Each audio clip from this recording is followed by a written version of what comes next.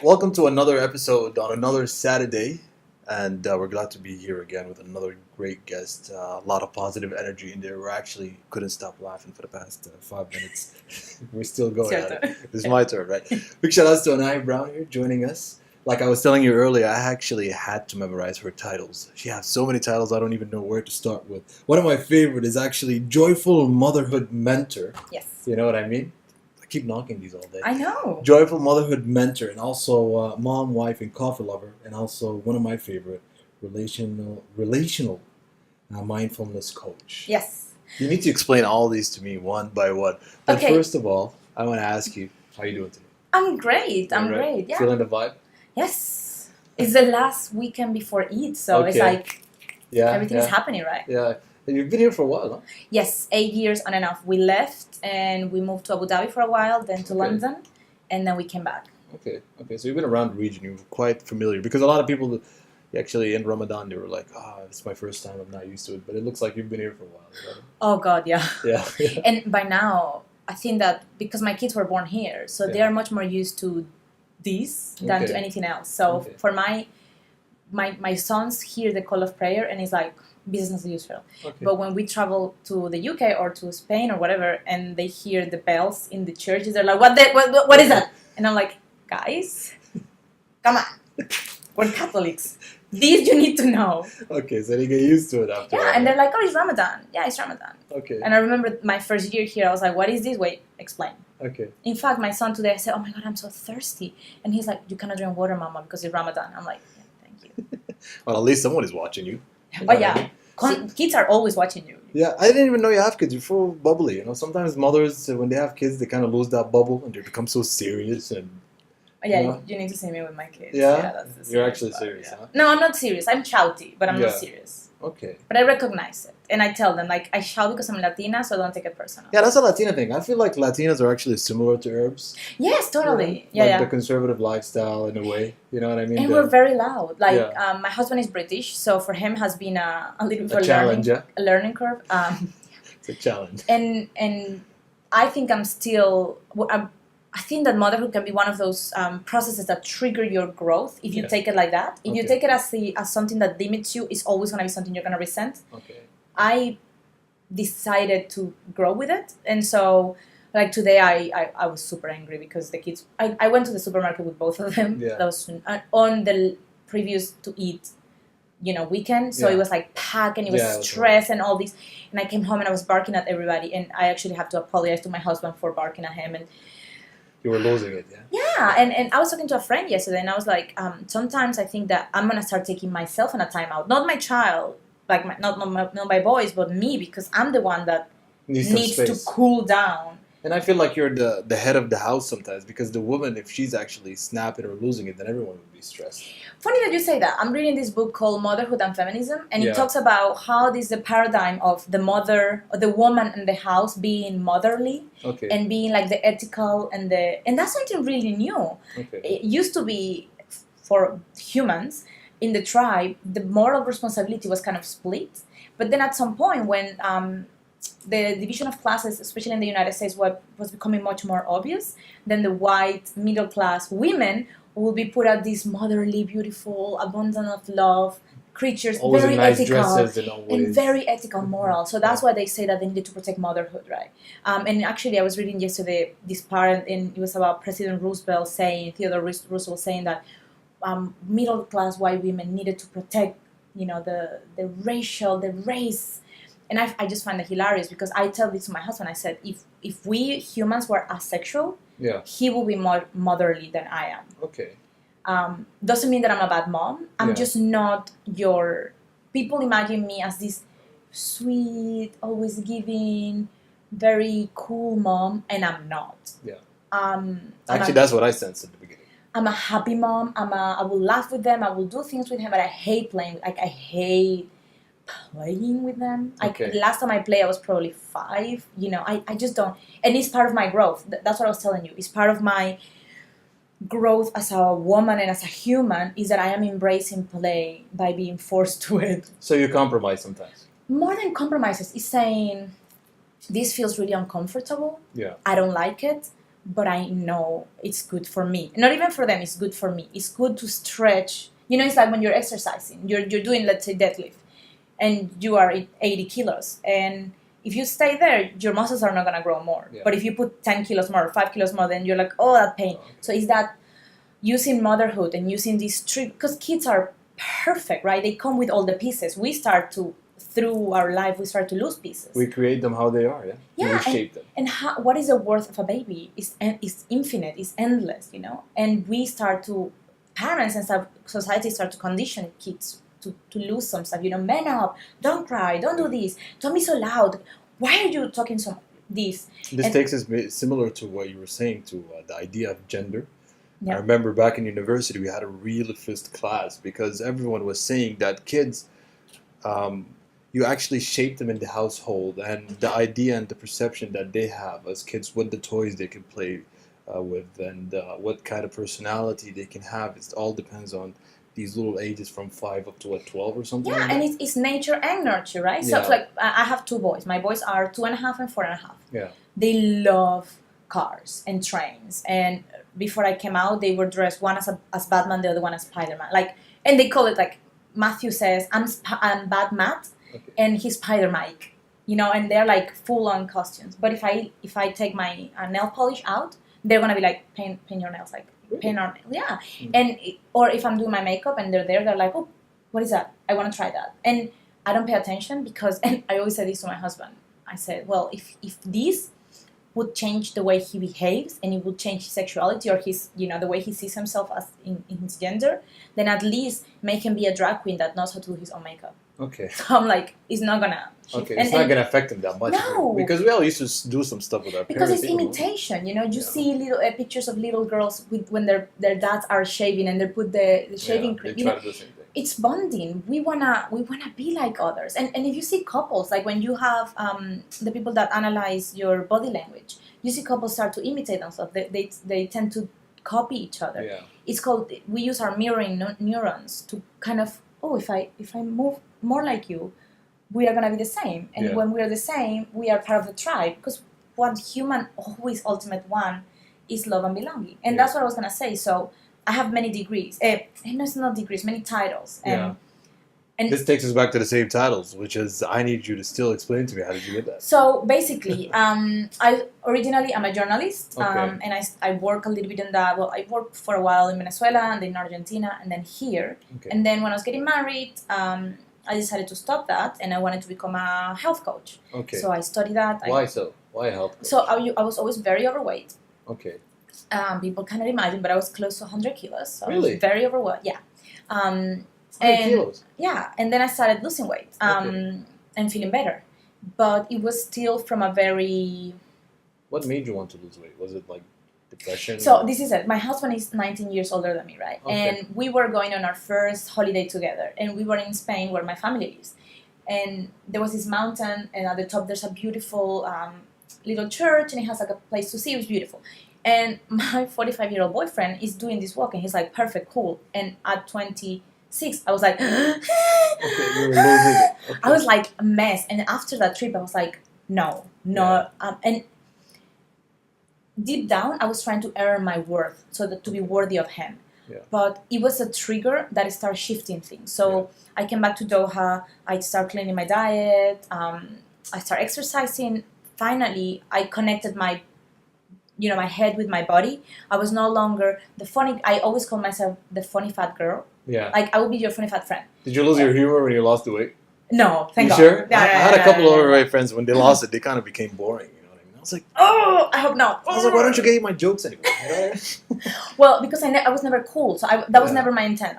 So I started losing weight, and then he proposed, and we were gonna get married. So when you have a wedding, you have like more motivation, and all that, and all the shenanigans. So I lost the weight, I got married, and I got pregnant very, very soon after that. We got married in September. By January, I was already pregnant. Okay. And by our first year anniversary, I had a baby. Yeah. So it was quite fast. And in this process, I think the one thing that I never thought of, and it's something that actually I was talking to my husband recently, is that I didn't know who I was. Yeah. My identity and overweight were intertwined. So who was I? I was fat Anahi. Okay. She's funny. She's quirky. She's really sweet.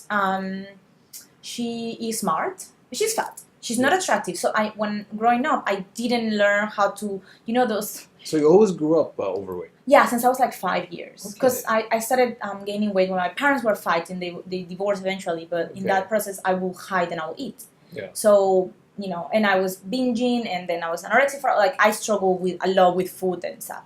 Yeah. So, I lost the weight and then I became pregnant and then I gained more weight because my thyroid kind of did something weird on me. So my whole sense of self was so shattered. And funny enough, and I don't know if other people who had lost a lot of weight feel that, but one of the biggest things that I had was that when I was thinner, I had nightmares. Then I would wake up and I was wearing like a fat costume. It was like this constant fear. Anyway, so before I was pregnant, I started studying to become a health coach. Then we were living in London and I studied to become a chef, which I'm also. And then I had my son. When I had my first son, I suffered from postnatal depression, which pushed me into more of this healing, what I was telling you, this whole... Was it related to the quickness of everything just happening behind It could be. Like, postnatal depression is super common now because we are depleted of nutrients. I was on the pill for many, many years, and when you are on any type of oral contraceptive, you are depleting your body from minerals, particularly things like magnesium, that are very, very related to our mental health, which I didn't know. Yeah. So anyway, then I lost some weight. I got pregnant again. Okay. I gained weight again. How did you react with that?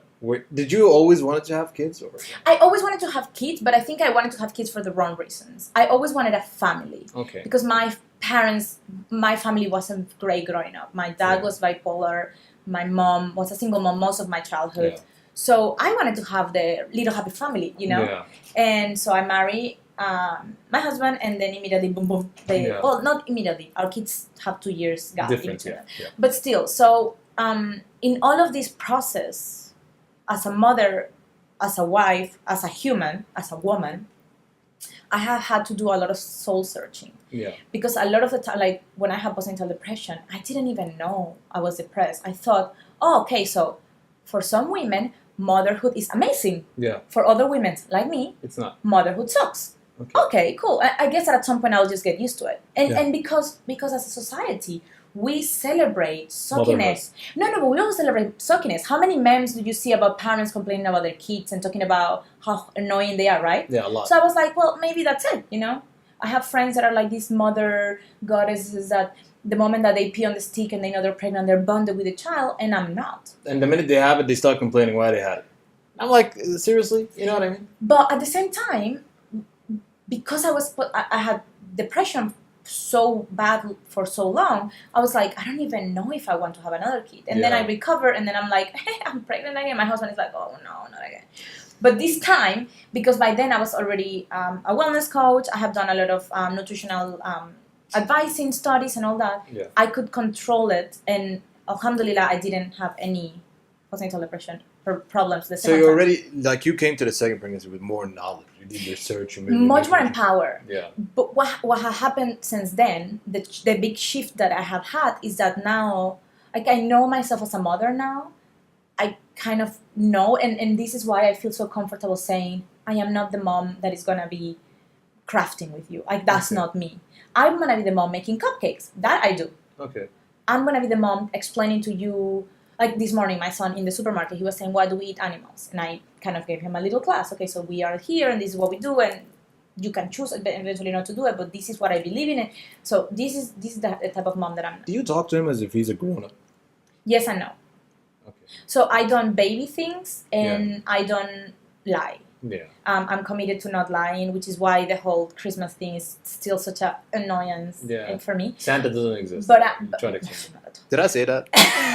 If just in case we have kids watching us, don't get out of it. Don't pay attention. Yeah, don't pay attention. I'm just an angry ball guy. But then also I know how much information his brain is prepared to absorb, and which information is not. So I'm not like, if he tells me how does the baby get to your tummy, I might kind of PG my way through our explanation, but I'm not gonna be like, and then they consume it. No. Yeah. It's you have to know how mature they are. Otherwise, you traumatize them, right? Yeah. They'll be in shock for a while. So the big part of my journey that has happened in the last few months, and why I have so many different titles, is because I know who I am as a mother. I know who I am even as a wife. Now I know who I am as a woman. Yeah. And now I know who I am as a human. So this is the part that I have been discovering, because I got married at 26. 20. That's a very young age. Yeah. And our brains our neocortex finished developing at 25. Okay. So I was barely cooked when I embarked into this journey. And then within a few years, I was already a mom, and then a mom again. So I think what happens with many parents, and I'm not going to say just moms, but parents, is that when you embark into parenthood without knowing what to expect, you lose yourself. And then one day you are like, who was I before I had all these responsibilities? Not even yourself, it's even the kids themselves. Like, related to what you were saying, I've noticed that, especially in our region, the idea of parenthood is not really studied well. You know what I mean? It's some sort of like a job. You know what I mean? Like, you get a baby, you get married, you get a baby. It's like, it's something that's supposed to happen. Tick, tick, tick. Exactly. You know what I mean? And then I'm like, wait. Listen, we're in 2018 now. If you ain't got the proper resources, if you ain't got the proper economy, school costs money nowadays. All right? Exactly. Yeah, it costs a lot of money. It's not even that. Are you even mentally ready to have a kid? Yes. Are you ready to actually answer their questions, deal with their screams, their shenanigans? Exactly. And even this is a soul. I mean, look, I've always used to tell some of my friends that were actually getting recently married, I'm like, slow down. Even get a chance to get to know your partner for a while, see how they are, because a lot of them actually come from conventional kind of backgrounds and conventional marriages, right? Where sometimes you don't really know the woman much. Yeah. You know what I mean? For the ones that do know, he already knows what I'm going through. He's like, I'm going to accept it and I'm just going to go. And still you don't know, because at the beginning of the relationship, you are drug. Like, your body is full on drug. Yeah. You are full of oxytocin, you know, we have more testosterone. Yeah. We find them hilarious. And then when the honeymoon circle stops, you're like, oh, what did I sign myself into? Yeah. And it's not just for arranged marriage. Just that it's super interesting. So relational mindfulness coach. This is the last study that I did, and it's this theory, right? So it's anchoring everything in mindfulness, but also in facts, in data that we have. Yeah. Once we pass the honeymoon stage, hormones are gone. Yeah. We are awake, and we are like, oh, he really is annoying. That wasn't cute at all. Or the guy's like, oh, she really doesn't like me that much. That's gonna be fun, you know. And then if you don't think about it, and then you have a kid, you're like, we're in this forever. Doesn't mean that all couples need to break up, but couples need to do the work. Yeah. For you to have a happily ever after, you have to work. Yeah. And it's the same for families. Like, for us to be happy, happiness is not a given. We need to stop being so entitled that just because I have money in the bank, which is also entitlement, but just because I have money in the bank, I'm earning my right to happiness. Happiness is something we have to work on, you know, and it's part of what I coach my clients with. So yes. And what is happiness? You define happiness?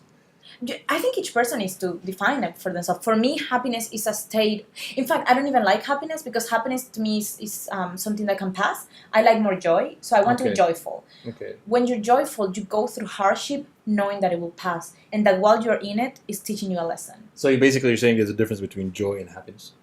At least to me. Yeah. Like, that's how happy is when I get a really nice gift, and I'm like, oh, I'm happy. Or I arrive here and I'm like, yay, I like this. This is what I like to do. Yeah. Joy is something that you have within you, and you're like, gosh, this is hard. Okay. I'm struggling with this, but I have it in me to go through this and grow, you know? So it lasts longer than happiness. It's everlasting, and it's everlasting because it's constantly being, remade within you, and that's why we need to do the work. That's why we need to ask ourselves, why am I triggered? Why am I behaving this way? Yeah. Is this me, or am I just keeping the bar really low because I just don't know? Yeah. You know what I mean? Yeah. It's like, I was actually related to the what I was thinking about a couple of days ago. And I was actually driving the car and I was feeling a bit gloomy, right? And I didn't know. I was like, how am I? How can I actually maintain a positive energy throughout my days, throughout the ups and downs, and dealing with very bad situations? I wanted to deal with them in a very positive way. Like, if, for example, you tick me off, I don't want to fight back with you. I would actually just want to tell you, calm down. It's fine. We can solve this in a very polite way. You know what I mean? Mm-hmm. I try to tell myself that. for the past 9 out of 10 times I snapped, but And you know what I would tell you if I was coaching you, what I Yeah. would tell you is snap. really? Yeah, like we don't have to be Buddha. Like Okay. Buddha put a lot of hours on being Buddha. You know, Okay. we don't have to be Dalai Lamas everywhere going. It's okay, brother. You cut me off. It's okay. I forgive you. What we need to do is realize this. Oh, I'm becoming this person. Oh, I recognize this. It's awareness. It's not perfect. Like, and this is why I tell people, I am not your mindful yoga mom walking around namasteing people. Yeah. I'm your shouty mom who will apologize. After shouting? If I have to, yeah. Okay. If I snap at my kid and it's not his fault, and it's never the other person's fault, because it's always about us. So if you tell me, you know, I have been snapping these days and I don't know what's going on with me, I will ask you, so why? Why are you snapping? What is happening in your inner core? What is happening in your relationship with yourself Exactly. that is triggering you? That's making you angry towards everyone. It makes you moody, making Or you it's making you anger is a second emotion. So under anger, there's normally fear. So why are you scared? Really? Yeah. So It's a fear is secondary related to emotion. anger? So, So for example, I'm gonna tell you something. Yesterday we have the news of Anthony Bourdain. oh yeah, I've seen that. Okay, so It's sad news. You know? is, and especially after Kate Spade. So it's like Yeah. two bad news. My dad was bipolar, and he struggled mentally all his life, and I saw him struggle, and I have struggled with depression too. So Yeah. I know, you know the dance. So, like when my husband told me, automatically I was at this funk. You know, it's like Yeah. And I kept asking myself, why am I triggered? Why am I triggered? Like, I don't know this. Yes, as a chef, I admire him. Yeah. He was a big influence on most of the world, you know? Yeah. But this is weird. This is, why am I being so triggered? Why am I being so triggered? Anyway, I put my boys to sleep and I started thinking and thinking and thinking and thinking and thinking. And it just clicked. I am triggered because I always assumed that my dad would kill himself. Okay. My dad didn't. He was murdered. But, Okay, I'm sorry to hear. you know, it's that this is the pain. The pain that I have is to think that these men die in the situation that many men find themselves because they don't have the tools to speak up about what they're going through mentally and professionally and emotionally. So it was this sadness, this deep sadness of, oh gosh, Anthony, you could be my dad. You could be, you know, so many men that I know that are in that situation. And I was full of sorrow. So I actually did a little video where I just was crying all the time, just saying, I can't believe this happened. And then I stopped and I was like, yeah, this is what I needed. This is what I needed. To let your emotions out. But and I could have been an absolute nightmare to everyone in my house. Yeah. But the question was, why am I triggered? Why? So instead of saying, I just need to be positive, even if I'm not feeling it, is to say, I just need to feel this. So what am I always say, whenever feelings, I put my hand here, my clients super laugh, so I go, Yeah, I was wondering why do you keep doing that. I don't know, this is where my emotions are. To me, they're In your here, stomach. right? So I go, gosh, what is this? And I name it. And once I get that word, that feeling, I say, okay, so let's just talk. So you believe in interacting with the emotion instead of ignoring it? Of course. Like a majority of people, they'll be like, if I'm angry, I'm going to try to calm myself down instead of sitting down and understanding why you're angry. You know what I mean? This is what I do most of the time. Tell me how that works. Not a lot. That's why I shaved my head. Emotions are Yeah. like waves in the sea. So an emotion is like a wave. It comes, and what happens if you're in the sea and a wave comes, and you fight in it? You're like, no, wave, don't come to me. Well, I can't swim. So. Okay, so that's gonna end up really badly, right? I need to stop confessing these things. But what if the wave comes, and instead of you fighting it, you just let it shift you up, Okay. put you down? That's what you need to do. Yeah. The same thing is with an emotion. When you're fighting the emotion is not gonna go away. The emotion is gonna grow and it's gonna dissipate. And why do you think people commit suicide? Why do you think people find themselves in these situations? That's why I have two questions for you. Question number one is, what are the symptoms of depression? Like, you know, being sad is different than being depressed. Yeah. Right? And I want to know what are the symptoms for that. And also at the same time, do you ever forget something? Because I feel like I just forgot what I wanted to say. It's okay. Yeah, pick it up happens. Tell me about that till I remember it. It's fasting, right? So, depression, the difference between sadness and depression is depression wears off. So people think that when you're depressed, you're like crying in the corners. Yeah. Depression is not, it's numbness. Okay. Yeah, so imagine that emotions are like, you know the ECG, the tick, tick, tick, tick, right? Yeah. So down here, you have sadness. It's when you're crying. Okay. Up here, you have euphoria. Okay. Depression is not sadness. Depression is the blunt, the beep. Okay. That is depression. Depression is this numbness. And people doesn't kill themselves when they are depressed because they don't have energy. Depression is that I can't be bothered. It's this withdrawal completely. When you're depressed, most of the time, in the moment, you're not crying. You're just disconnected.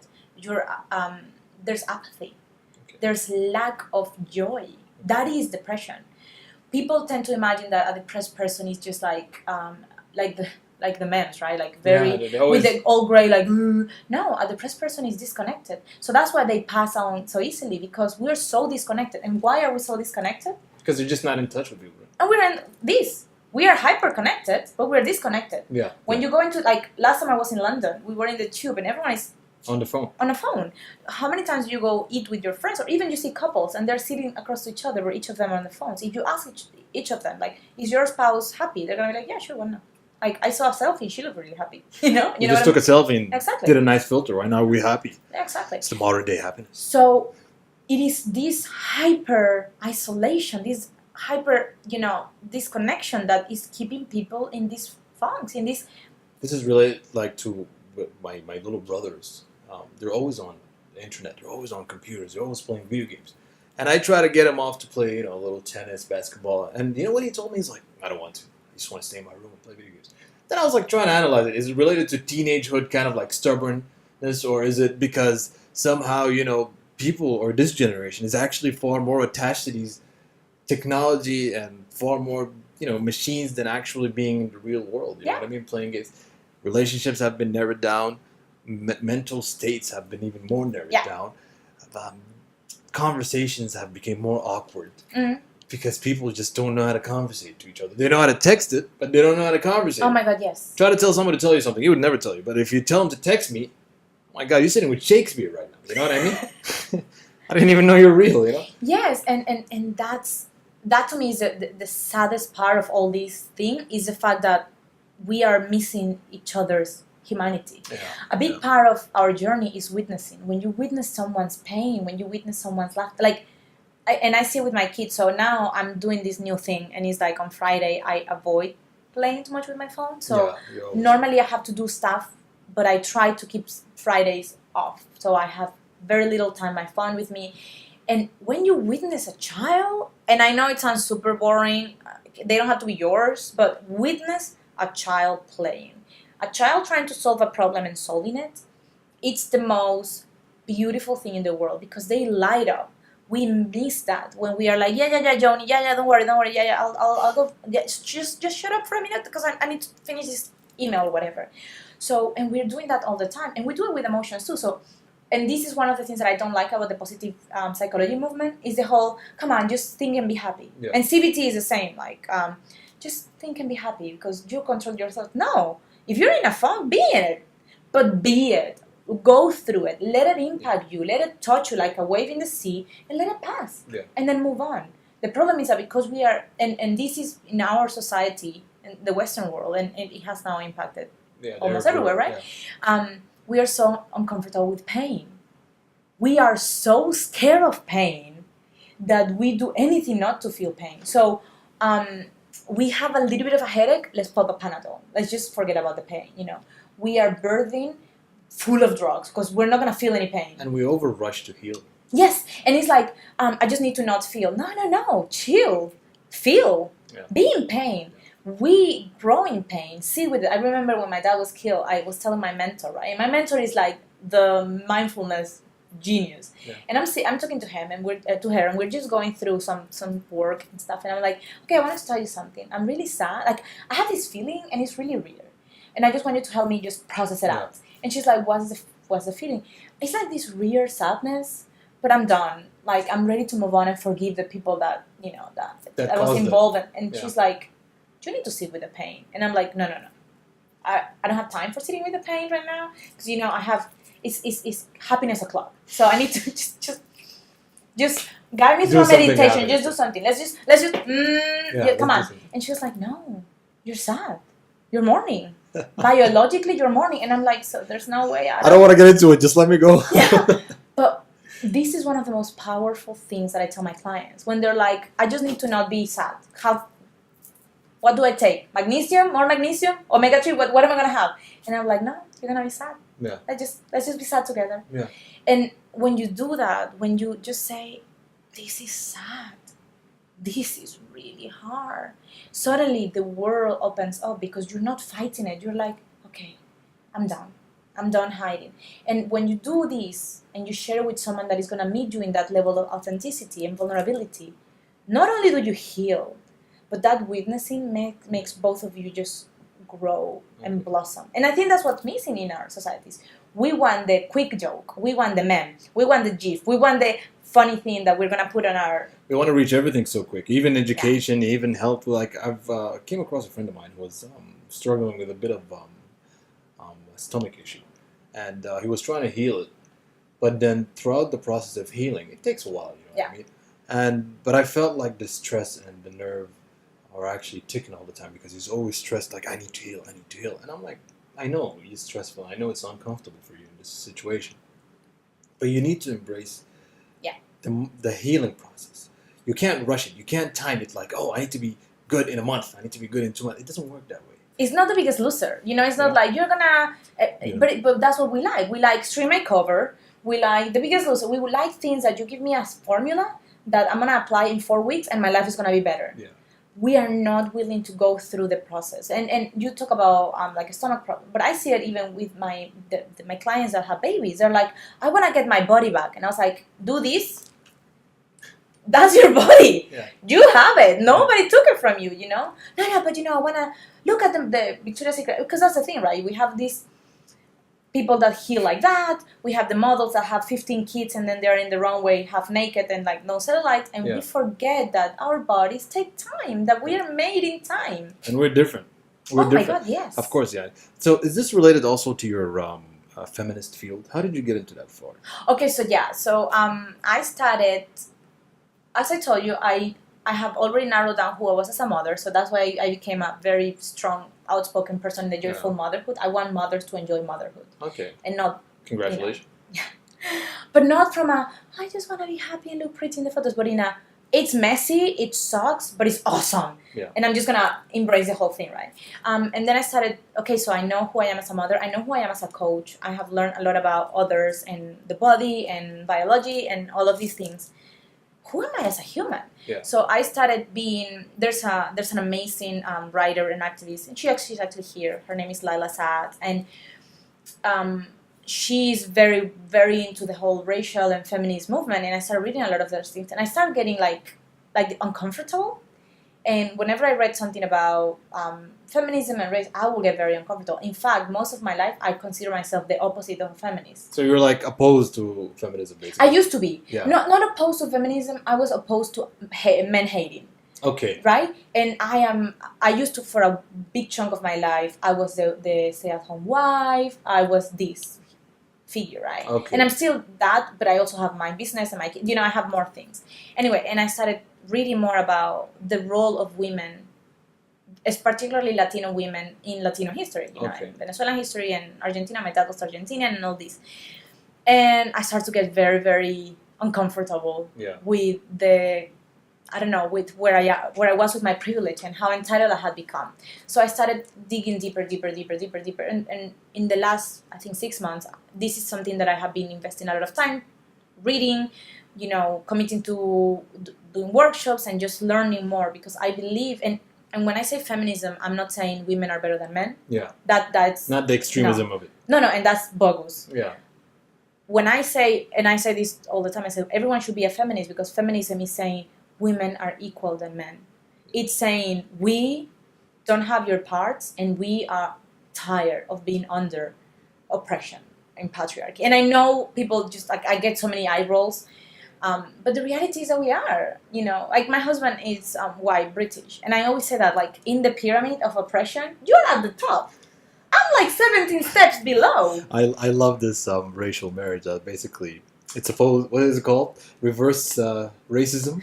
It's not. Because I just want, and this is why people get triggered. And this is why I ask the question, why are you being triggered? Yeah. Because it's about holding your privilege. It's about, do you know how much privilege I have?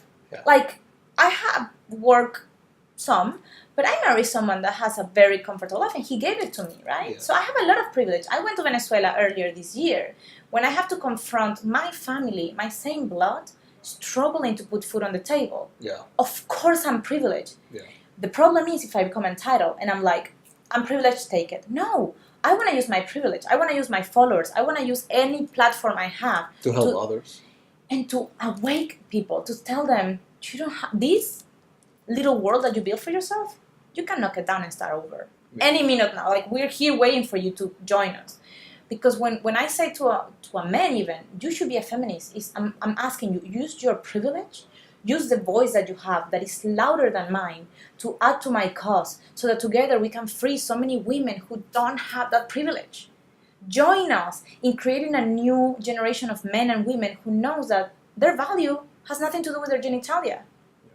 And you know what? I grew up in a household where the woman was actually playing, or my mother basically, was playing a bigger role in my life. And I've actually lost my mother a few months ago. Sorry. And it's all right. But being in this new phase, even as a 26 years old man, you feel like sometimes a mother can play a role a man can never do. It's not even motherly, but even as a friend, as a supporter, as a teacher. You know what I mean? And when I studied IR, I've written a paper related to feminism movement in Sudan, and I've noticed that, to be honest, Sudanese women played a real big history. They played a big role in history, especially in the foundation of the modern day society in Sudan, regarding education, regarding medical research, regarding, even if you go previously in like pre-existence days, like throughout the Roman history, throughout this, you notice that before the modern day, women actually played a role, which is they actually used to run the economy. They used to, and you'd wonder, how did we crumble to this? You know what I mean? To this backward situation. A lot of my friends, they backlash at me and they'd be like, you know what? You're actually you're a pro supporter towards women, and I'm like, listen, I'm not a supporter to anyone, not women or men. I'm a supporter to what's right. Yeah. And the idea of what is right is that being a woman doesn't mean you shouldn't be you shouldn't be entitled of making your own choice. Yeah, making your own decisions. Yeah. You know? Well, it's super funny that you say that because so I launched my first online coaching program 2 months ago. We're gonna be finishing soon, and I'm doing a lot of research for these women. Yeah. And because it's only for women, and it's called Fuel for Greatness. So we talk a lot about greatness, right? Yeah. And I spend hours and hours just researching one thing after another. And one thing that I have found in my research is that in Africa, especially certain places, I think Sudan, Ethiopia, and other places, women had a really big role in almost everything. And They were did. talking about, because we were talking about embodiment and all that, and in reality it has been the the way that the West has come to take over their beliefs that have shifted things. Because a lot of the times, the way natives, women of color, so black and women of color, saw themselves as valuable. They Yeah. never have to shift things. Yeah. They're like, yeah, you white people are struggling with this whole game. We have it clear, It has changed, of course, because the influence of the West and the oppression of white patriarchy had affected it a lot. But for many, many great-grandmothers, or like 4 generations back, they were the same.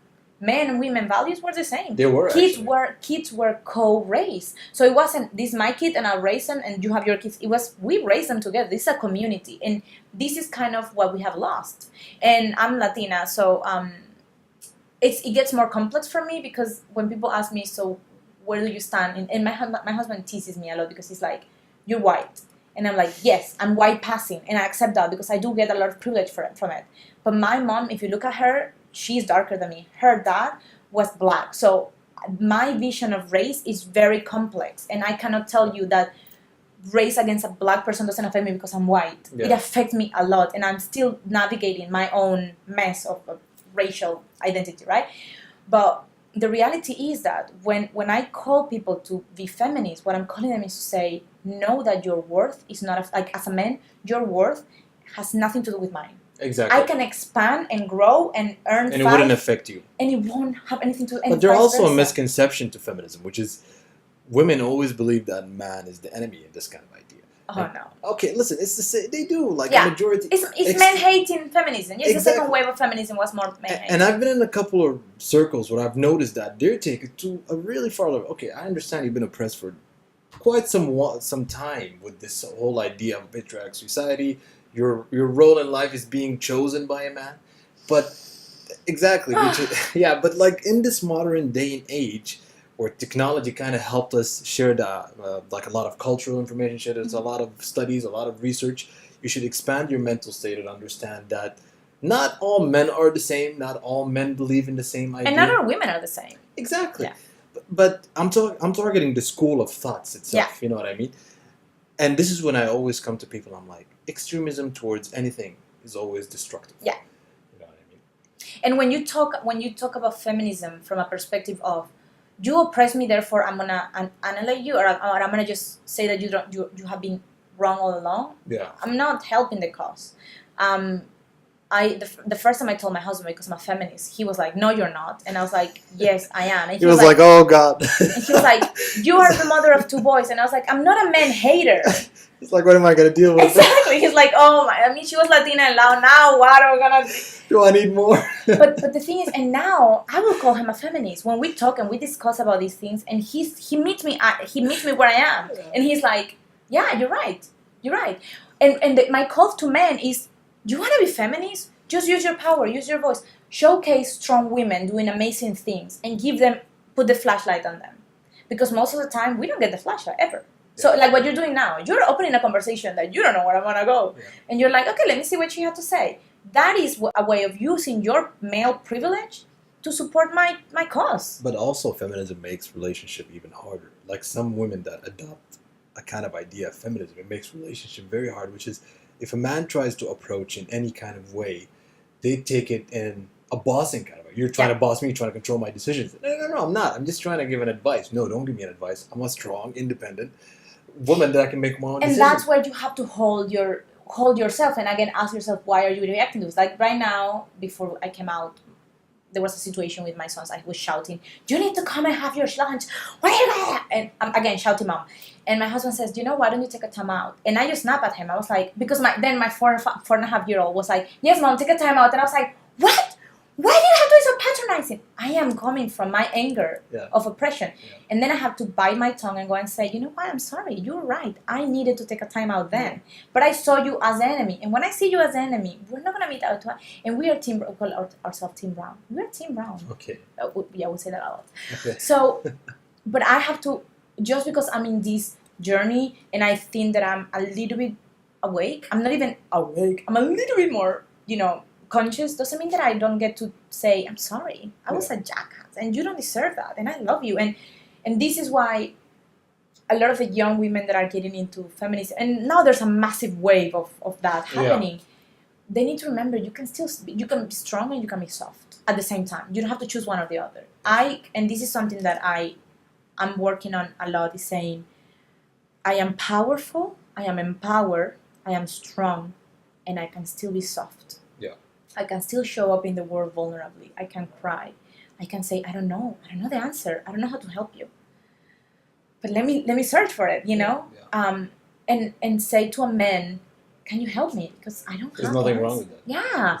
And tell a woman and say, "Can you help me?" It's about humility. It's about saying, this is a journey that I'm barely starting. So let's just take it together, So yeah. So that's why I have so many degrees, because so many titles, because I love too many things. I love food. I'm a chef. I love nutrition. I love relational stuff. I love empowerment. So when people ask me, my business coach was like, "You need to choose one," I was like, "I can't. I'm sorry. If you ask me to choose one, I'm not gonna choose either." Okay. This is actually goes to the same section where people shouldn't narrow themselves in one direction. Well, that's what a lot of experts are saying, that there should expand your experience. Yeah, there was this, I can't remember his name, but he was saying in a podcast, he was like, you're not an ant. You don't have to be specialized. Specialization is for ants. Yeah. You get to be everything and anything that you want to be. And I mean, look at yourself. You are hosting this, and then I'm sure you're going to have a lot of different passions. You're a big brother, so you are going to be a mentor to them. You don't have to choose one thing and say, okay, this is it and I'm marrying. That used to be the case before, but our new economy, it's full of new entrepreneurs and it's full of people that are collaborating together, creating a better world. If we become too specialized, we're not going to make it. You're definitely not going to make it. You're going to be in a very small pond. You know Exactly. what I mean? And you try to experience yourself. You know what I was thinking also? The idea of where you were telling me when you snap and you lose it and you try to get back to yourself. What do you think is the best way to always maintain a positive energy besides letting your anger out? Like, do you think that always reacting to your anger is a healthy kind of way? You know? I think noticing is good. I would say meditation. So if you start a mindfulness practice, what it's going to be giving you is that you're going to have more space between the triggers and the response. Yeah. So let's say that you're driving and someone is trying to cut you off and is very aggressive. Instead of you shouting at them, you're going to be like, oh, I'm getting very triggered. I wonder if I can just shift lanes and let them pass because they are not worth my peace. Okay. You know, so that's the beauty of mindfulness. That it allows you this that we need, and you will need either not to snap or to apologize after you snap, or to just say, oh, I'm feeling very triggered right now. I don't know why. Let me explore it a little bit, you know, or I'm feeling this thing that's happening here. I'm not so sure why it's happening, but can I explore it right now, or can I park it? And parking it is saying, I am triggered and I need to deal with this, but I don't have the time or the energy now. So I'm going to park it and eventually I'll come to it. It's not ignoring it, and it's not just saying, oh, everything is happy and I'm happy. It's having the growth, having the mental capacity to say, I'll deal with you later. Do you believe in handling unsolved business or unsolved things with your own self? Oh, yeah. For example, if you ever was in a bad relationship and then somehow it ended, and you never knew why and what, do you believe in sitting and conversating with yourself? Oh, yes, big time. Or writing. Like, I tell all my clients have a journal practice because I find that it's so good. Some people tell me I hate to write, and I'm like, okay, would you like to record yourself or you want to talk to yourself? Whatever floats your boat. I have no problem. But that helps you process, and that's also, it's bringing awareness to your human experience, which is something that we are not very comfortable with. Some people are in pain for years before they acknowledge that they're in pain. And I'm talking about mental pain, physical pain, you know. Some people, you're in discomfort. And they actually ignore it. They don't deal with it. And you're like, no, I'm fine. And so it's saying, I'm not fine. I'm happy. I'm grateful. But I'm not fine. Let me just see what's happening. And for example, to the example you were saying about relationships, let's say that you had a relationship, you ended, but you're sad and you're still stuck to that. The problem with the relationship wasn't the other person. It's within you. It's what caused that, what triggered that. It's within your relational core, which is your relationship with yourself. If you don't heal that, you're going to have 55,233 more relationships, and none of them is going to fulfill you because the other person doesn't fulfill you. We fulfill ourselves. Yeah, you know? And somehow try to bring peace to yourself. You know? Yeah. Are you at peace with yourself as a little? To be honest. Or is it even some sort of a myth, that the idea of being self-peace? I think I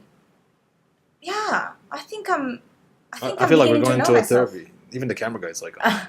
No, you know what? I don't know if I'm at peace with myself, but I like myself. Okay. For the first time in my life, I can say that when I look at myself in the mirror, all the layers that I am, my body, my mind, me as an activist, as a mother, as a wife, I'm like, yeah, there's room for improvement. I'm happy. Yeah. And that's fantastic. And this is the same idea that I've been for a previous while, I was actually very angry. And for a couple of years of my life. And I used to deal with everything in a very angry form. You know what I mean? I'm less patient, straight to the chase, you piss me off, I'm screaming at your face. And after a while, I started to tell myself, you know what? Listen, you need to talk to yourself. You know what I mean? Stop talking to others. Talk to yourself. What do you believe in? Why are you angry? What are the things that are pissing you off? Yeah. Okay, for example, I don't like what I'm studying. Change it. Yeah. I don't like where I live. Try to move out. And what's so on and what's so on.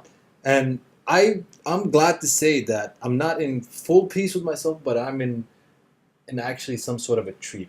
You know what I mean? You don't bother me, I don't bother you. We accept some of the things and we try to work on changing those things. And again, anger is a secondary emotion.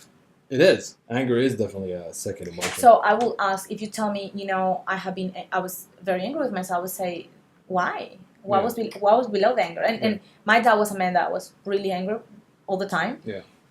Especially when he was in his lows, and I learned that. So for a long time, I was angry all the time. I will be the customer that will call, Applebee's to pick up an order, and the order will be called, and I'll be like shouting my lungs out to the cashier, the delivery person, the manager, the owner of the franchise, and I will go to because I was so scared. Yeah. I was scared of being targeted, so I will grow. Okay. Bigger. So if you don't get, you believe like if you don't get bullied, you bully. Yes, yeah. And it took me a long time to realize it and say, I don't like this. Yeah. Walking in the world like that, like you are after me, I'm gonna be after you first. It's horrible. My shoulders were here. I was constantly tense. Who wants to live like that? Yeah. Whilst if I say, am I gonna snap at people? Yeah. Like the other day, I snapped at a cashier in Lulu because there was a mess. The eggs fell. There was eggs everywhere. It was so chaotic. And I was like, I told her, and for what I used to do, this was really mellow. But I was like, oh my God, how can you be so messy? You guys are so messy. And then I was like, you took it peace, yeah. I was very rushed because I needed to be somewhere else fast, and I thought that I was gonna be late. And then I was like, you know what? I'm sorry. I'm really sorry I shouted. You were doing the best you can with the tools you have, so I'm sorry. And sometimes it's about remembering that just as everyone out there in the world is doing the best they can with the tools they have in the moment, so are we. We are gonna mess up. We are gonna be fucking up a lot, many times in our lives. So let's just be compassionate. Say, okay, so I snapped today. Fine. Why did I snap? Oh, for me, I'm feeling triggered because of my dad, or I'm feeling triggered because I don't know, I fought with my husband. Whatever it is that is making me trigger. Can I give a little space between that and me, so that I can go along through my day without, Yeah. And maybe I will have to talk to myself or to my spouse or to whomever later, and I can park it. Yeah. But I'm not gonna. The other day I saw this meme that says, "Are you having a bad day, or did you have 5 bad minutes and they're milking them through the day?" Yeah. And that's what we do. We have one incident, and then we're like, "It always happened this way. This is my life." And you live throughout the day, you're pissed off, and if you don't deal with your anger, actually, sometimes anger kind of dies and turns into depression.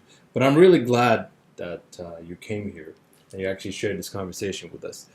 Sadly, we are going to have to wrap it up because we're running out of time. But we'll definitely do this more often. Yay! This is the most energetic episode that I've had. Before we go, you know how they always say when Latinas get pissed, they always turn the dialogue into their mother language? Yep. They actually do that? Yeah. And my accent. Yeah. So right now my accent is very clean, right? Yeah. So if I get angry, I'm like, oh no, you're not going to do this. Why are you doing it to me? No. And I start cursing in Spanish. And my husband is like, oh, there we go. Does he understand Spanish? Eh? He understands the cursing part. He knows them. I say them enough for him to know them. I've seen a couple of videos and they were like, why is she speaking Spanish? I don't get it. But I'm like, okay. And super fast. And then he's like... Yeah. Well, I'm glad to get a chance to witness this in real life. Thank you so much for being a part of today. I want to thank the crew for the awesome work they're doing, and also Inspire Me Life Coaching for being a part of this episode and all previous episodes, and also Anahi Brown. And she's an amazing life coach. We'll definitely put more details about her. You can contact her for more information. And this is Ahmed Shaheen signing out. Take care.